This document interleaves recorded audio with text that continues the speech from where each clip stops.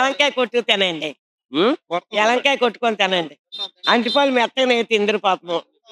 మా యజమాని పింఛనే ఇవ్వలేదు, కాలు చోకు చేయిసులో ఒక మనిషికి కూకొని నెగనేడు.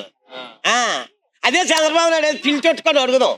మరి ఇబ్బంది ఎందుకు అడగట్లేదు? ఎవరు ఆడెక్కడ ఉన్నాడా చంద్రబాబు నాయుడు? ఫోన్ చేస్తే వస్తాడు, మాకు అనుభవం ఫోన్ చేస్తే.